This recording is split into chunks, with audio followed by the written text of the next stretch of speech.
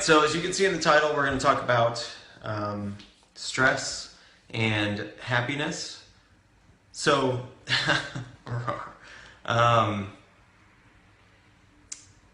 so when it comes to the average American's life, we are overworked, underrested, malnourished, and we are way stressed out.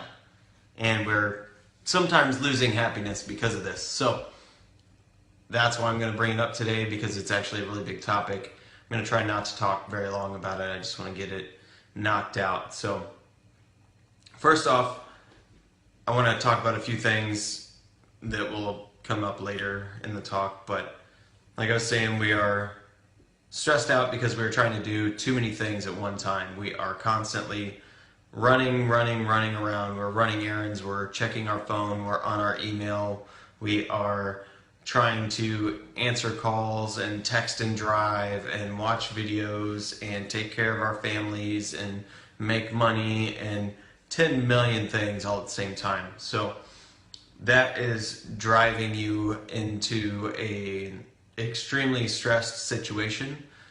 Could be leading to depression, and it is leading to you not being prioritized in your own life. You are becoming second, third, fourth, 50th, whatever in your own life in the order of priority, and that is going to beat you down.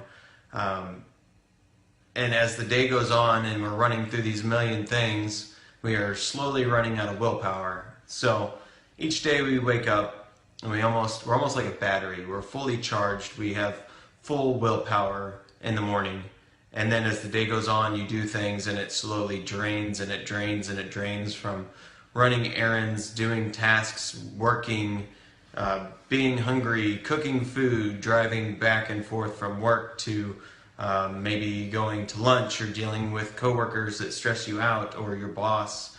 And then by the time you get home, your willpower is gone, you are worn out, you don't want to deal with family or kids or cook or, take care of your body, work out, that kind of stuff. So it goes down and down and down. What I'm going to say to knock that out, first of all, is keep in mind that the morning is going to be your highest power or willpower point throughout the day. So setting priority lists, or I think maybe as Andy Frisella calls it, is your power list, and it is 5 things that you want to get done throughout the day, and make that list out the night before. So you wake up and you go through your list, putting the hardest and most important subjects at the top. So say you have to get up and you know that the next day that you need to call 10 people, you need to schedule these meetings to get them knocked out and get started on a project. So you wake up, you eat, take care of your body, head into work, and then you get done what is on your power list. Knock out the first thing, move on to the next, and it should get easier as it goes because your willpower is going to get lower and lower as you go. I think I mentioned this in a video a little bit ago as well, so if you want to pop back on my timeline, you should be able to find the video where I talk about willpower. So I want to get that knocked out first and foremost. Keep in mind your willpower drains throughout the day. Get the hard stuff done first. So as I mentioned earlier, we are running out, or we are spending no time on ourselves and focusing on everything else instead of yourself. So our body slacks, our nutrition slacks, everything just kind of leads to this overwhelming stress that you are not taking care of, and people look forward to eating to get a sense of pleasure to reduce the stress, or turning on a TV and just letting it make noise and like zoning out to reduce their stress. And our culture is horrible with this. We just kind of look for ways to escape. And Tony Robbins talks on this subject, and he said something that's really cool. He says, we are human beings, not human doings. So I thought that was pretty awesome. We are beings. We should be present in what we're doing. We should not just be doing something to escape stress and just be here and not present with what we are doing currently. So make sure that you are being present, being a human being, being present in what you are doing. and take time to focus on yourself. This would be super important. Taking time to focus on yourself. So, how much time do you need to focus on yourself? Tony Robbins talks about taking 15 minutes to 30 minutes to an hour. So it depends on how much time you have. You don't have to spend an hour, but it would be the best, as he says. But I'm extremely busy. I have a hard time spending an hour. Start with 15 minutes. Move it up to 30. Move it up to an hour if you have the time. But what he says that we need to do is to start out by realizing how we feel, realizing what the problem is, what is causing our stress, what is causing our depression, what is causing our negativity in life, and how do we get rid of that. So we focus on finding the problem first, and then we move into fixing it. So say you're feeling super, super stressed out or super, super depressed, and you are aware of these emotions, and then you think, well, how do I act whenever I'm feeling like that?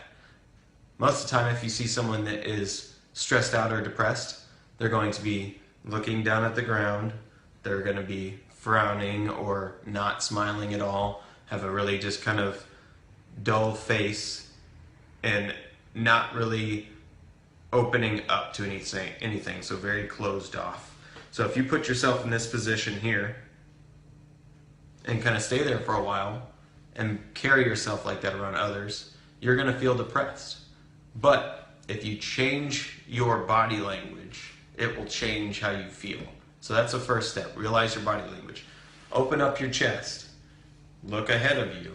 Smile. Look in the mirror and smile. If you sat there and stared at yourself in a mirror and smiled for 10 minutes so much that it hurt your face and made little wrinkles around your eyes and left huge dimples on your face, I bet you'd feel a lot happier than if you were just sitting there all day long like we do at our computer screens most of the time, or watching TV, or eating by yourself, or answering emails.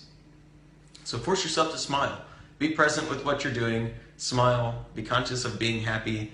And then it comes into thoughts. So we go from body language, up, open, smiling, present with the world, looking up, to thinking. So you can think and change how your body, or how you feel as well. So you're recognizing that you're sad. You changed your body language. Now you're thinking of things that you're grateful for. So you can, this is a great way to wake up. And it also goes into reducing stress too. But wake up. Don't hit the snooze button, because you're going to be like, oh man, I've got to get up soon. Blah, this sucks. Oh, I hate this. I don't want to get up. It's warm here. I don't want to go do this. I don't want to face the world. And then you're just doubt. I don't like. And that starts it bad. Your alarm goes off. Get up. Take a big deep breath. Stand up. Smile. And then say what you're grateful for. Walk around your house. Talk to yourself if you have to. If others are around, talk to them. Be like, I'm grateful for my friends. I'm grateful for being able to wake up today. I'm grateful for having a house to walk into. I'm grateful that my electricity's on and I can afford to pay that and have my alarm go off. I'm grateful that I have a job and a car to get to that job. So repeat over and over what you're grateful for. And this will set your mind state in a positive mood, instead of waking up and being like, I don't like this, I don't want this, I hate this, this is no fun, I want to sleep, and reverting back to the negativity that usually people will do. So get your day started off right. Of course, if you eat in the morning, eat a healthy meal. Don't eat donuts and Starbucks and a bunch of junk all morning long, because that's just going to drag you down too. A lot of mornings I'll fast until a little bit later. I know that Mike fasts until a lot later, like 2, 3. So you're doing, depending on the days, 18-hour, 24-hour, 12-hour fasting windows. So depending on your diet, take that into account, that if you're feeding yourself a bunch of junk on the inside, it's going to make you feel like junk as well. All right. Anyway, so back to what we were talking about. Repeating what you're grateful for, what makes you happy, what you're thankful for, will set your mind into the right state and into a positive state right off the bat that you can continue with. Because if you start off in a bad mood, wake up on the wrong side of the bed, then usually you'll kind of stay there. All right. So the next thing to do throughout the day is repeat to yourself what you want to get done for that day. That's a grateful thing, your goals, and it could be that day or it could be a long term. So your goals could be, I want to help people. You could repeat while you're driving to work, I want to help people today. I want to help as many people as I can. I want to help every other person I meet. I want to help every person I meet or I meet today. And you can repeat things like that over and over and over. And the more you repeat it, the more it's going to become true. I always talk about the story about how I was searching for my car because I love cars, and I was search for this car 3 years, and every day I would look at it online, and every day I would think about it, and eventually it became reality. So this is the same kind of thing. Once you repeat over and over and over, and if you say it out loud, it becomes more affirmed into your life and into your mind, and it sinks it in. Something that Tony Robbins also talked about was say things that you want to attain or your goals over and over, almost like a song.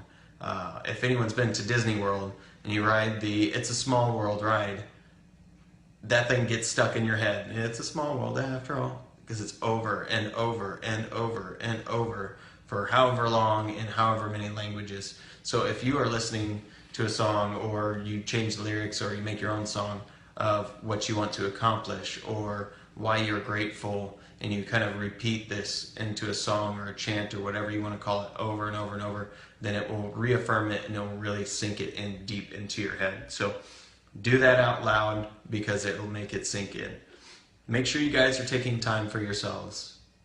None of this is helpful if you don't do it. I can say it until I'm blue in the face, and if you don't sit down, stop, breathe, and take time for yourself, then it's not going to work. All right?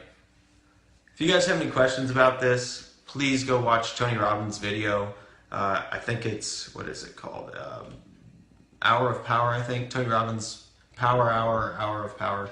He has a video on YouTube. It's like an hour long, and he discusses how you do this, why, and the effects of it. So make sure you guys wake up being positive, being grateful, get up immediately, don't wallow around in bed. If you fast, make sure you eat something healthy later on. Don't run to Starbucks and buy a bunch of junk and fill your body full of junk that makes you feel bad. Be up, be present with the world. Don't be stuck in your phone. Don't be stuck on the computer.